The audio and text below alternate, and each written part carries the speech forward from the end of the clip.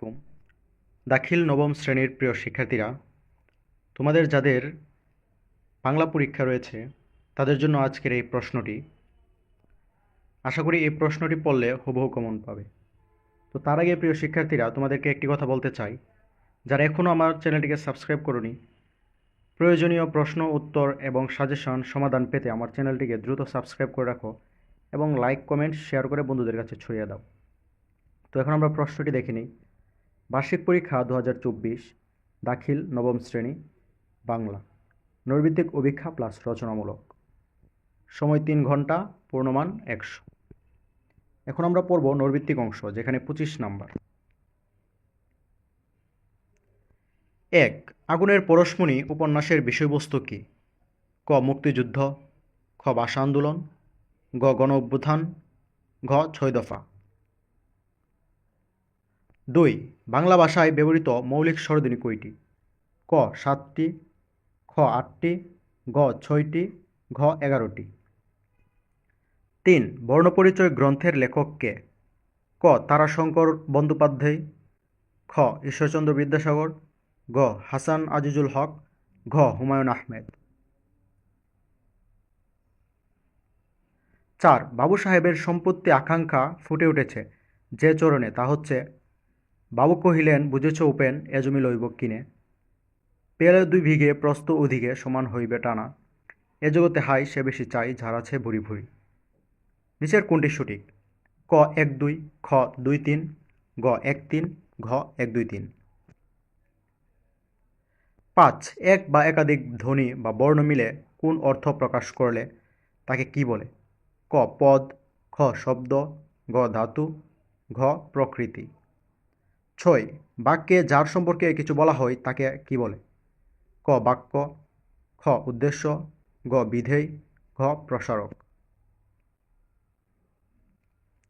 7. জীবের উচ্চতা অনুযায়ী নিম্ন মধ্য স্বরধ্বনি কোনগুলো? ক. স্বর অ, এ, খ. হ্রস্ব ই, হ্রস্ব উ, গ. এ, উ, ঘ. স্বরায়া, স্বর অ। 8. প্রমিত ভাষার কয়টি রূপ বিদ্যমান? ক. 1টি, খ. 2টি, গ. 3টি, ঘ. 4টি। 9. প্রত্যুপকার গল্পটি কোন গ্রন্থ থেকে সংকলিত? ক. বেতাল পঞ্চবিংশতি, খ. শকুন্তলা, খ. আখ্যানমঞ্জুরি, ঘ. ভ্রান্তিবিলাস।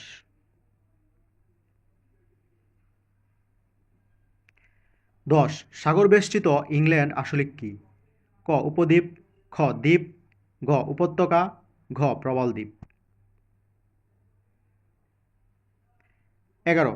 সুন্দরের একটি নিজস্ব আকর্ষণ শক্তি আছে, এখানে সুন্দর শব্দটি কোন পদ? ক. বিশেষণ, খ. ক্রিয়া বিশেষণ, গ. বিশেষ্য, ঘ. সর্বনাম। 12. কান্ডারি হুঁশিয়ার কবিতাটি কবির কোন কাব্যগ্রন্থ থেকে নেওয়া হয়েছে? ক. সর্বখারা, খ. সাম্যবাদী, গ. বিষেরবাসী, ঘ. অগ্নিবীণা। 13. আলাউদ্দিন আল আজাদ রচিত একটি বিখ্যাত বই।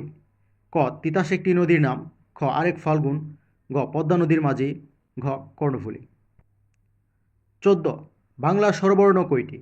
ক. 9টি, খ. 10টি, ঘ. 11টি, ঘ. 12টি। 15. লেখক বিলেতে গিয়েছেন কয় মাস হল? ক. প্রায় 11 মাস, খ. প্রায় 17 মাস, গ. প্রায় 7 মাস, ঘ. প্রায় 1 বছর। 16. আগুনের পরশমণি উপন্যাসটি কোন প্রেক্ষাপটে লিখিত হয়েছে? 17. স্বর অ কেমন স্বরধ্বনি? 18. আশ্রয় শব্দের প্রতিশব্দ লেখো। 19. যোগাযোগের মাধ্যম কয়টি? 20. প্রত্যুপকার গল্পটি কোন রীতিতে লেখা? 21. বেলাইর উত্তর প্রান্তে কি রয়েছে? 22. বর্গ কাকে বলে? 23. কাজী নজরুল ইসলামের প্রথম লেখা উপন্যাসের নাম লেখো। 24. ফেরা গল্পের মূল অবলম্বন কি? 25. উপেনের আর কত বিঘা জমি অবশিষ্ট ছিল?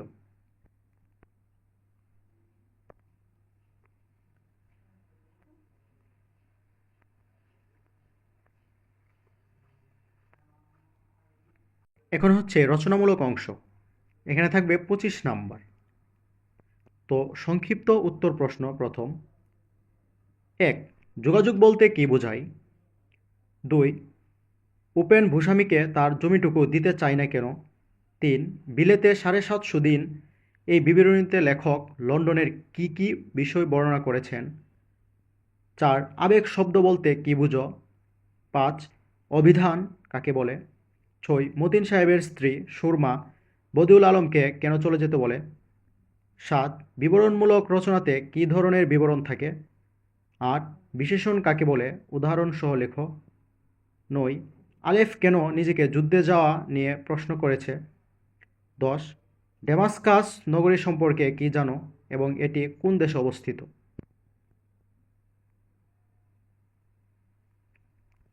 রচনামূলক প্রশ্ন দৃশ্যপটবিহীন, যে কোনো ৩টি প্রশ্নের উত্তর দিতে হবে।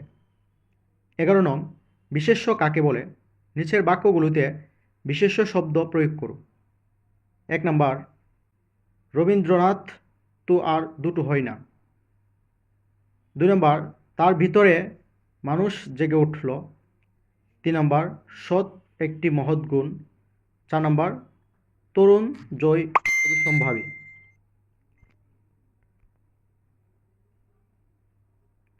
১২, বাংলা স্বরধ্বনি উচ্চারণের যে কোনো ৫টি নিয়ম উদাহরণসহ লেখো। ১৩, বিধেয় কি? বিধেয় প্রসারক বলতে কি বোঝায়? নিচের বাক্যগুলোর বিধেয় প্রসারক তৈরি করো। ১. সৌরভ খেলা করছে। ২. মেয়েটি স্কুলে যায়। ৩. আমি আজ রাজশাহী যাব। ৪. শিশুটি খাচ্ছে। ৫. সে দ্রুত হাঁটে। ৬. পাখি উড়ে। ৭. পাখিগুলো সমুদ্র স্বরে গান করছে। ৮. আমার বাবা প্রতিদিন অফিসে যান। ১৪. নিম্নলিখিত শব্দগুলোর প্রত্যেকটির ৫টি প্রতিশব্দ লিখে বাক্যে প্রয়োগ দেখাও। আকাশ, পৃথিবী, সমুদ্র, জল। ১৫. সুন্দরবন ভ্রমণের বর্ণনা দিয়ে প্রমিত ভাষারীতিতে একটি দিনলিপি রচনা করো। এখন হচ্ছে রচনামূলক প্রশ্ন দৃশ্যপট নির্ভর, যে কোনো 5টি প্রশ্নের উত্তর দাও। ১৬. নিচের অনুচ্ছেদটি পড়ো এবং প্রশ্নগুলোর উত্তর দাও। গাজীপুর চৌরাস্তার কাছে মতিন মিয়ার ছোট্ট এক চায়ের দোকান, আর দোকানের পাশেই হাউজিং সোসাইটির বিশালাকার অ্যাপার্টমেন্ট গড়ে উঠেছে। একদিন সকালে মতিন দেখে তার দোকান অ্যাপার্টমেন্টের সীমানা প্রাচীরের মধ্যে আটকে গেছে। সে বুঝে গেল আর কিছুই করার নেই। উপায়ান্তর না দেখে সে রাস্তায় ঘুরে ঘুরে ফ্লাক্সে করে চা বিক্রি করে সংসার চালায়, আর উদাস দৃষ্টিতে গগনচুম্বী অট্টালিকাগুলোর দিকে তাকিয়ে দীর্ঘশ্বাস ছাড়ে। ক ক হাউজিং সোসাইটির কার্যক্রমে ২ বিঘা জমি কবিতার বাবু সাহেব চরিত্রের যে দিকটি ফুটে উঠেছে তা বর্ণনা করো। খ অনুচ্ছেদের মতিন ২ বিঘা জমির শোষিত উপেনের সার্থক প্রতিনিধি কিনা এ বিষয়ে তোমার মতামত যুক্তি সহকারে উপস্থাপন করো। ১৭. নিচের কবিতাংশটি পড়ো এবং প্রশ্নগুলোর উত্তর দাও। এমন স্নিগ্ধ নদী কাহার, কোথায় এমন ধূম্র পাহাড়, কোথায় এমন হরিতক্ষেত্র আকাশ তলে মেশে, এমন ধানের উপর ঢেউ খেলে যায় বাতাস কাহার দেশে, এমন দেশটি কোথাও খুঁজে পাবে না কো তুমি, সকল দেশের রানী সেজে আমার জন্মভূমি। ক কবিতাংশের কবি ভাবনার সাথে বিলেতে ৭৫০ দিন রচনার ভাবনাগত মিল রয়েছে কি ব্যাখ্যা কর। খ বাংলাদেশ ও ইংল্যান্ডের ভৌগোলিক ও প্রাকৃতিক পরিবেশের ভিন্নতা বর্ণনা কর। তারপর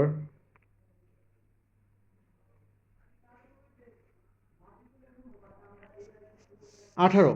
নিচের কবিতাংশটি পড়ো এবং প্রশ্নগুলোর উত্তর দাও।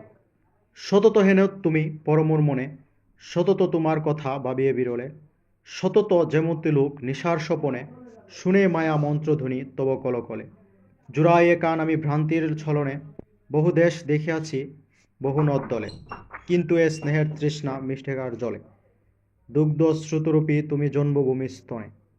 ক দুগ্ধ শ্রুতরূপী তুমি জন্মভূমি স্তনে চরণটির প্রভাব পল্লিমা কবিতায় ব্যাপকভাবে পরিলক্ষিত, মন্তব্যটি বিশ্লেষণ করো। খ অনুচ্ছেদের কবিতাংশের কবি ভাবনার সাথে পল্লিমা কবিতার কবি ভাবনার সম্পর্ক তুলে ধরো। ১৯. নিচের অনুচ্ছেদটি পড়ো এবং প্রশ্নগুলোর উত্তর দাও। ২৩শে সেপ্টেম্বরে সেলিম মাতৃভূমিকে হানাদার মুক্ত করতে যুদ্ধে যায়। যুদ্ধে অংশগ্রহণে অল্প কিছুদিন পরেই তার পায়ে একটা গুলি লাগে। তাকে পুরো 3 মাস হাসপাতালের বেডে পড়ে থাকতে হয়। শেষ পর্যন্ত তার পাটা আর রাখা সম্ভব হয়নি। আজ বাংলাদেশ স্বাধীন। সেলিম স্কেচ করে ভর করে বাড়ি ফিরছে। স্বাধীন দেশে প্রত্যাবর্তন। বাড়ির পথে পথে সে অনেক পরিবর্তন লক্ষ্য করল। জ্বলন্ত আগুনে ঝলসে যাওয়া একটি কঙ্কাল দেখে সেলিমের বমি আসতে লাগলো। তাদের গ্রামের পাশে হিন্দু বাড়িগুলো শুনশান নীরব। কোথাও কোনো মানুষের চিহ্ন নেই। সবচেয়ে বড় মন্দিরটাও ধ্বংসস্তূপ। দেখে সেলিমের চোখ ফেটে জল আসতে চাইল। এই মন্দিরটা ঘিরে ছিল তার শৈশবের কত স্মৃতি। দীর্ঘশ্বাস ফেলে সেলিম নিজের বাড়ির দিকে হাঁটা শুরু করল। ক, অনুচ্ছেদটি কোন ভাষারীতিতে রচিত? ভাষার সেই রীতি সম্পর্কে তোমার অভিমত ব্যক্ত করো। খ, উপর্যুক্ত গল্পে তোমার পঠিত ফেরা গল্পের যে ভাবের প্রতিফলন ঘটেছে তা ব্যাখ্যা করো। 20 নং, নিচের অনুচ্ছেদটি পড়ো এবং প্রশ্নগুলোর উত্তর দাও। মানুষের জীবনে সবচেয়ে প্রিয় সময় হচ্ছে তার শৈশব। অধিকাংশ মানুষ যে কোনো কিছুর বিনিময়ে তার শৈশবেই ফিরে যেতে ইচ্ছুক। কেন মানুষ তার শৈশবে ফিরে যেতে চায়? এ প্রশ্নের সঠিক জবাব পাওয়া বড় মুশকিল। মাঝে মাঝে মনে হয় হয়তো শৈশবই জীবনের থাকে সবচেয়ে সুন্দর সময়, জটিলতা এবং স্বার্থবিহীন। তাই মানুষ যখন জীবনে চলার পথে নানা দায়িত্বের বেড়াজালে কিছুটা হাঁপিয়ে ওঠে, তখনই মুক্তির খোঁজে সে ফিরে যেতে চায় তার শৈশবে। ক, অনুচ্ছেদের সাথে আত্মস্মৃতি রচনার সাদৃশ্য নিরূপণ করো। খ, শৈশব জীবনের শ্রেষ্ঠ সময়। অনুচ্ছেদ ও আত্মস্মৃতি রচনার আলোকে বিশ্লেষণ করো। 21, নিচের অনুচ্ছেদটি পড়ো এবং প্রশ্নগুলোর উত্তর দাও। রতনপুর ইউনিয়নের চেয়ারম্যান তাজুল ইসলাম। একদা এক চোরের বিচার কার্যের জন্য তাহাকে ডাকা হইল। সবাই উপস্থিত হইয়া তিনি চোরকে ডাকিয়া আনাইবার নির্দেশ দিলেন। চোরকে দেখিয়া মাত্রই চেয়ারম্যান বলিয়া উঠিলেন, এই ব্যক্তি কোনদিন চোর হইতে পারে না। উপস্থিত সকলে আশ্চর্যান্বিত হইয়া কারণ শুধাইলে তিনি বলেন, বহু বছর পূর্বে শহরে যাইবার কালে 10,000 টাকার সহিত আমার একটি ব্যাগ হারাইয়া গিয়েছিল। এই ব্যক্তি উক্ত ব্যক্তি আমাকে ফিরিয়া দিয়েছিল এবং বিনিময়ে কিছুই গ্রহণ করতে রাজি হননি। অতঃপর সকলের অনুমতিক্রমে চেয়ারম্যান সেই চোরকে মুক্ত করিয়া দিল। ক, অনুচ্ছেদটি সাধু ভাষা থেকে প্রমিত ভাষায় রূপান্তর করো। খ, প্রত্যুপকার গল্পের যে ভাবটি অনুচ্ছেদে প্রতিফলিত হয়েছে প্রমিত ভাষায় তা বর্ণনা করো। 22, নিচের কবিতাংশটি পড়ো এবং প্রশ্নগুলোর উত্তর দাও। তোরা সব জয়ধ্বনি কর, তোরা সব জয়ধ্বনি কর। ওই নৃত্যনের কেতন উড়ে কাল, বুসে ক্ষীর ঝড়। তোরা সব জয়ধ্বনি কর, তোরা সব জয়ধ্বনি কর। আসছে বারণাগত প্রলয় নেশার নৃত্য পাগল, সিন্ধু পাড়ের সিংহদ্বারে ধমক খেনে ভাঙল আগল। ক, কবিতাংশটুকু গদ্যে রূপান্তর করে মূল ভাব লেখো। খ, কবিতাংশের সাথে কান্ডারি হুঁশিয়ার কবিতার বৈসাদৃশ্য আলোচনা করো। তো এরকম খুব গুরুত্বপূর্ণ ক্লাস পেতে আমাদের চ্যানেলটিকে দ্রুত সাবস্ক্রাইব করে রাখো এবং লাইক, কমেন্ট, শেয়ার করে বন্ধুদের কাছে ছড়িয়ে দাও। ধন্যবাদ সকলকে।